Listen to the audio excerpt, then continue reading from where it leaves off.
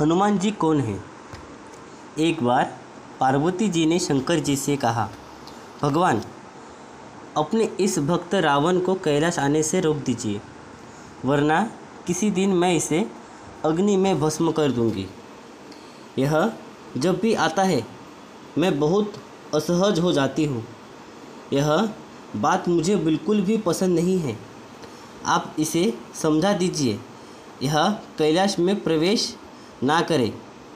शिव जी जानते थे कि पार्वती सिर्फ उनके वरदान की मर्यादा रखने के लिए रावण को कुछ नहीं कहती हैं। वह चुपचाप उठकर बाहर आकर देखते हैं, रावण नंदी को परेशान कर रहा है। शिव जी को देखते ही वह हाथ जोड़कर प्रणाम करता है। प्रणाम महादेव। आओ दशानन, कैसे आना हुआ? मैं तो बस आपके दर्शन करने के लिए आ गया था महादेव। आखिर महादेव ने उसे समझाना शुरू किया, देखो रावण, तुम्हारा यहाँ आना पार्वती को बिल्कुल भी पसंद नहीं है, इसीलिए तुम यहाँ मत आया करो।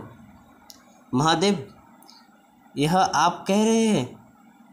आप ही ने तो मुझे किसी भी समय आपके दर्शन के लिए कैलाश पर्वत पर आने का वरदान दिया है, और अब आप भी अपने वरदान को वापस ले रहे हैं।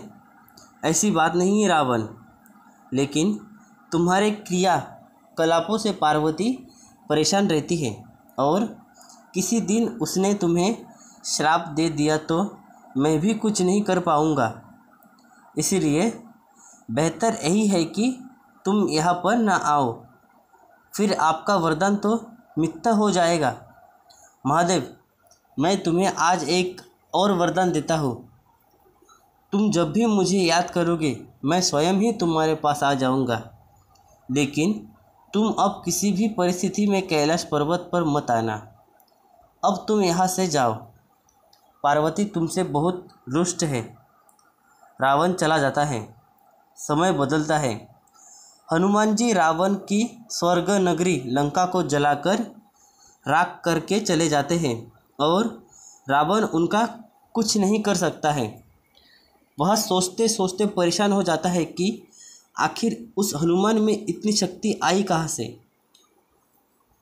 परेशान होकर वह महल में ही स्थित शिव मंदिर में जाकर शिव जी की प्रार्थना आरंभ करता है।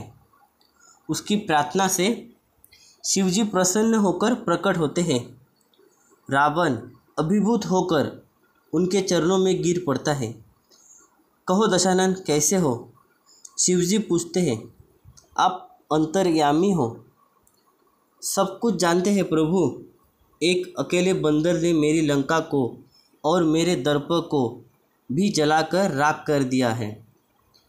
मैं जानना चाहता हूँ कि यह बंदर जिसका नाम हनुमान है आखिर कौन है, और प्रभु उसकी पूंछ तो और भी ज़्यादा शक्तिशाली थी, किस तरह सहजता से मेरी लंका को जला दिया। मुझे बताइए कि यह हनुमान कौन है। शिव जी मुस्कुराते हुए रावण की बात सुनते रहते हैं, और फिर बताते हैं कि रावण, यह हनुमान और कोई नहीं, मेरा ही रुद्र अवतार है। विष्णु ने जब यह निश्चय किया कि वे पृथ्वी पर अवतार लेंगे और माता लक्ष्मी भी साथ ही अवतारित होंगी, तो मेरी इच्छा हुई कि मैं भी उनकी लीलाओं का साक्षी बनूं। और जब मैंने अपना यह निश्चय पार्वती को बताया तो वह हट कर बैठी कि मैं भी साथ ही रहूँगी, लेकिन यह समझ नहीं आया कि उसे इस लीला में किस तरह भागीदार बनाया जाए। तभी सभी देवताओं ने मिलकर मुझे यह मार्ग बताया। आप तो बंदर बन जाइए और शक्ति स्वरूपा पार्वती देवी आपकी पूंछ के रूप में आपके साथ रहे, तभी आप दोनों साथ रह सकते हैं। और उसी अनुरूप मैंने हनुमान के रूप में जन्म लेकर राम जी की सेवा का व्रत रख लिया, और शक्ति रूपा पार्वती ने पूंछ के रूप में और उसी सेवा के फल स्वरूप तुम्हारी लंका का दहन किया।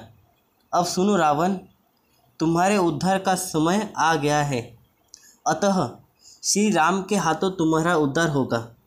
मेरा परामर्श है कि तुम युद्ध के लिए सबसे अंत में प्रस्तुत होना, जिससे कि तुम्हारा समस्त राक्षस परिवार भगवान श्री राम के हाथों से मोक्ष को प्राप्ति करे और तुम सभी का उद्धार हो जाए।